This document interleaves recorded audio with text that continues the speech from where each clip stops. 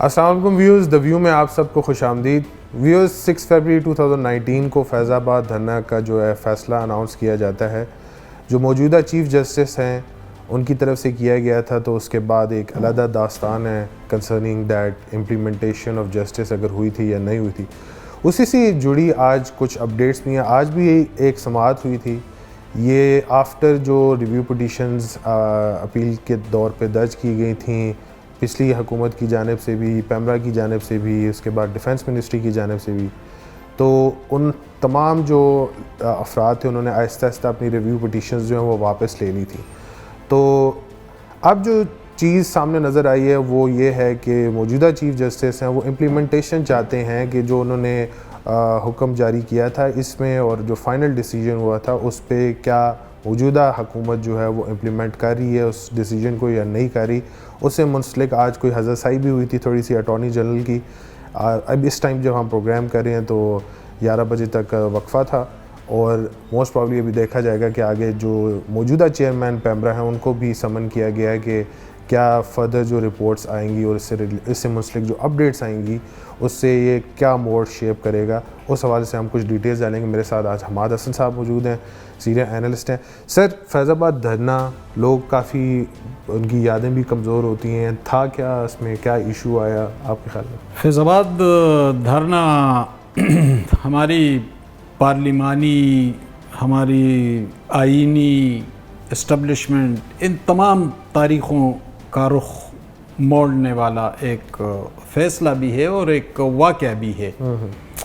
یہ 2017 میں، اور اس وقت شاہد خاقان عباسی وزیر اعظم تھے، نواز شریف کو تو ڈسکوالیفائی کیا تھا نا ثاقب نثار عدالت نے، تو شاہد خاقان عباسی صاحب وزیر اعظم تھے، اور اس وقت یہ ٹی ایل پی والے آ کر بیٹھ گئے تھے اسلام آباد اور پنڈی کے سنگم پر جو فیض آباد ہے وہاں پر 22 دن تک انہوں نے دھرنا دیا تھا، اور بہانہ یہ بنایا تھا کہ حلف کے الفاظ میں رد و بدل کیا گیا ہے۔ یہ تو ایک بہانہ تھا۔ خیر، وہ جب آ کر یہاں بیٹھ گئے تو پوری ٹریفک بھی جام ہو گئی تھی اور زندگی رک گئی تھی، دو شہروں کے درمیان خطرات بھی بہت بڑھ گئے تھے۔ لیکن اس کے بعد کچھ ایسے واقعات ہوئے کہ اس وقت کے کچھ اہم لوگ اس دھرنا شرکا میں لفافے بانٹتے دکھائی دیے۔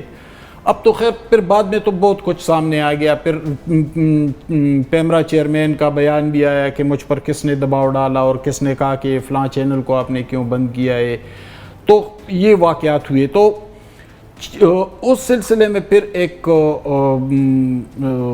سپریم کورٹ کا ایک بینچ اس پہ 6 فروری 2019 کو غالباً جسٹس فائز عیسیٰ نے اس پہ فیصلہ دیا تھا، اور اس فیصلے کو جس طرح پرسپشن بلڈ کی گئی نا، وہ فیصلہ اس طرح ہے نہیں۔ جب آپ اس فیصلے کو غور سے پڑھیں گے تو بڑا تعمیری اور بڑا کنسٹرکٹیو فیصلہ ہے، وہ کسی ادارے کے خلاف ہرگز نہیں ہے کہ یعنی ایک ادارے کو نشانہ بنایا گیا، بلکہ بعض افراد، اور افراد ہو سکتے ہیں غلط، یہ ادارے بھی غلط ہو سکتے ہیں، بعض اوقات افراد بھی غلط ہو سکتے ہیں، اداروں کو ہیڈ کرنے والے لوگ بھی غلط ہو سکتے ہیں، لیکن اس کا مطلب یہ نہیں ہے کہ آپ بنیادی بیسک سے آپ ایک ادارے کو غلط کہیں۔ تو جو افراد تھے اس وقت، تو جو وہاں پر دیکھے گئے، جو لفافے بانٹتے رہے، ان لوگوں میں واپسی کا کرایہ دیتے رہے، پھر پیمرا پر دباؤ ڈالتے رہیں کہ فلاں چینل کو کیوں بند کیا، تو بھئی یہ تو آپ کا کام ہی نہیں ہے نا۔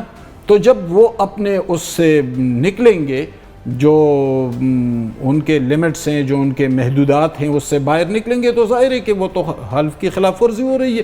تو اس سلسلے میں فائز عیسیٰ صاحب کا وہ فیصلہ آیا تھا، اور وہ فیصلہ اگر آپ پڑھیں گے تو بڑا کنسٹرکٹیو، بڑا تعمیری فیصلہ ہے۔ خیر، اس فیصلے کے بعد پھر فائز عیسیٰ صاحب بھی مشکلات کا شکار ہوئے، پھر ان کی اہلیہ اور وہ مسلسل عدالتوں میں پیش ہوتے رہے، لیکن خیر وہ وقت گزر گیا، اور پھر 28 ستمبر 2023 کو، ابھی ایک 1.5 مہینہ پہلے، وہ جب وہ فیصلہ، تو اس میں جو درخواست دہندگان تھے 9 درخواستیں اس میں جمع ہوئی، اس میں پیمرا نے بھی درخواست دی تھی، وزارت دفاع نے بھی، اعجاز الحق نے بھی، دوسرے کئی درخواستیں تھیں۔ ان لوگوں نے وہ درخواستیں واپس لینی شروع کی. اس فیصلے کی امپلیمنٹیشن اب تو اس پہ تو سماعت ہو رہی ہے نا, اب تو اس فیصلے کا جو نتیجہ ہے وہ تو سامنے آنا ہے, امپلیمنٹیشن ہونا ہے اس کا, اس کو عملی شکل. اچھا, جن لوگوں نے اس کے نظر ثانی کے لیے درخواستیں دی تھی, یعنی جسٹس فائزیسا نے 2019 میں جو فیصلہ کیا تھا, تو اس فیصلے کی نظر ثانی کے لیے جو درخواستیں آئی تھی ان لوگوں نے بھی درخواستیں واپس لی. اچھا عمر, ایک بات واضح ہو گئی, اور چلو اس پہ تو جو جوڈیشل کارروائی ہے, جو فیصلہ ہے, اس پر تو بات ہو بھی رہی ہے میڈیا میں اور بات ہوتی بھی رہے گی. اب اگلے چند گھنٹوں میں بھی کچھ نئی چیزیں سامنے آئیں گی, لیکن ایک اس سے ہٹ کر ہم ایک اور بات کرتے ہیں. ایک بات تو واضح ہو گئی, موجودہ اسٹیبلشمنٹ کو داد دینی پڑے گی. آپ مجھے حیرت سے کیوں دیکھ رہے ہیں؟ میں وہی کہہ رہا ہوں, کس چیز کی داد دینی چاہیے؟ داد میں لاجک کے ساتھ اپنی بات کروں گا. آپ نے مجھے بڑے شرارتی انداز میں دیکھا اور بڑی حیرت سے دیکھا, لیکن میں بتا رہا ہوں نا. دیکھیں عمر, پرویز مشرف اس ملک کے آمر تھے نا, ڈکٹیٹر تھے نا, 10 سال تک اس ملک پر جبرن حکومت کی, منتخب وزیر اعظم کو اٹک قلعے میں بھی ڈالا, جلا وطن بھی کیا, دوسری وزیر اعظم بھی جلا وطن تھی بے نظیر بھٹو, کیا کچھ نہیں ہوا. لیکن جب اسی آمر کو اسی عدالت نے بلایا اور وہ اپنے گھر چھک شہزاد سے نکلا, تو کیا وہ عدالت آیا تھا؟ اس کے جیپ کا رخ کہاں موڑ دیا گیا تھا؟ وہ تو پنڈی کی طرف موڑ دیا گیا تھا, اور وہ پنڈی گیا بھی, وہ عدالت آیا بھی نہیں, اسے کوئی عدالت لا بھی نہیں سکا, اور پھر وہ دبئی بھی چلا گیا. تو اس کے پشت پر کون تھا؟ یہی اسٹیبلشمنٹ تھی. لیکن آج جب فائزیسا کھل کر پوری کانفیڈنس کے ساتھ, پوری دلیری اور دیانتداری کے ساتھ فیصلے کر رہے, تو مطلب ہے کہ اس کے راستے میں روڑے نہیں اٹکائے جا رہے ہیں. میں یہی کہہ رہا ہوں. جب آپ مجھے شرارت سے دیکھ رہے تھے نا, اور سوالیہ انداز سے, تو میں سمجھ گیا تھا, میں آپ کے ذہن کو سمجھ گیا تھا. تو یہی فرق ہے اس اسٹیبلشمنٹ میں اور اس اسٹیبلشمنٹ میں, کہ کوئی روڑے نہیں اٹکائی. وہ ان لوگوں نے نظر ثانی کی درخواستیں بھی واپس لے لی.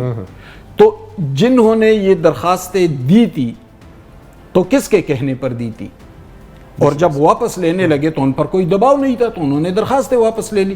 تو کم از کم, ٹھیک ہے ہم بہت تنقید کرتے ہیں, ہم ہمیشہ سخت لہجہ اپناتے رہے, سٹینڈ لیتے رہے, اپنے پرنسپل سٹینڈ لیتے رہے, لیکن کم از کم ہمیں ماننا چاہیے کہ موجودہ اسٹیبلشمنٹ کم از کم آئین و قانون کے راستے میں کوئی روڑے نہیں اٹکا رہی ہے. اور جسٹس فائزیسا اور اس کے ساتھ جو 3 رکنی بینچ ہے نا, جسٹس امین الدین صاحب ہیں اور جسٹس اطہر بن اللہ صاحب ہیں ساتھ, تو وہ تو پورے کانفیڈنس کے ساتھ آج بھی وہ اٹارنی جنرل کی خوب کلاس لی چیف جسٹس صاحب نے. میں بھی تھوڑی دیر میں جا رہا ہوں, فیکٹ فائنڈنگ کمیٹی کے بارے میں وہ زیادہ سوالات کر رہے تھے کہ اس میں کس کس کو ڈالنا چاہیے, کس کو نہیں ڈالنا چاہیے. جیسے اطہر بن اللہ بھی کافی سیکھ پا ہوئے تھے اس سچویشن میں. خیر یہ تو ایک علیحدہ ایسپیکٹ ہے کہ جسٹس کے اندر جو ہے نا کوئی روڑے نہیں اٹکا رہا ہے اس ٹائم پہ, وچ از پازیٹیو سائڈ. اچھا وہ اٹارنی جنرل صاحب, وہ جو 3 رکنی کمیٹی بنی ہے نا, تو اس میں ISI کے ایک ڈائریکٹر ہیں, 2 ایڈیشنل سیکرٹری وزارت داخلہ کے اور وزارت دفاع کے. تو انہوں نے ایک فیکٹ فائنڈنگ کمیٹی رپورٹ غالباً آج جمع کرائی ہوگی, چونکہ اب میں تو اپڈیٹ نہیں. انہوں نے کہا کہ بنا دی ہے کمیٹی, وہ اپنی کارروائی کر رہی ہے, انویسٹیگیٹ کر رہی ہے. اچھا, بہرحال ایک کمیٹی ہے فیکٹ فائنڈنگ کمیٹی. تو یہ کمیٹی کوئی اتنی زیادہ تگڑی نہیں ہے, لیکن یہ کمیٹی تگڑی ہو بھی سکتی ہے اگر اسٹیبلشمنٹ کا یہی رویہ رہا نا, یہی جاندار رویہ, یہی مثبت رویہ. تو آپ دیکھیں ایڈیشنل سیکرٹری کوئی اتنا طاقتور آدمی نہیں ہوتا, یا ISI کا ڈائریکٹر بھی, لیکن اگر اسٹیبلشمنٹ اسی طرح غیر جانبدار رہی تو اسی کمیٹی کی رپورٹ آپ دیکھیں گے کہ وہ کتنی تگڑی رپورٹ ہوگی. وہ کہ وہ کوئی اتنے طاقتور لوگ تو نہیں ہے نا, عام افسر ہیں تینوں, لیکن اگر اسی طرح جس طرح جو کمیشن ہے نا, جو 3 رکنی کمیشن ہے, وہ جس طرح اپنے مسلز دکھا رہی ہے اور جس کانفیڈنس کا اظہار کر رہی ہے, یہ کمیٹی بھی اسی طرح کرے گی. چلیں لیٹس ہوپ سو ویورز کے اس پہ امپلیمنٹیشن ہوتی ہے نہیں ہوتی، خیر یہ ایک بہت سوالیہ نشان ہے، لیکن اس پہ کچھ اپڈیٹس تھیں آج کے حوالے سے. خیر مجھے اور حماد بھائی کو اجازت دیں، انشاءاللہ اگلی دفعہ نئی اپڈیٹس کے ساتھ حاضر ہوں گے.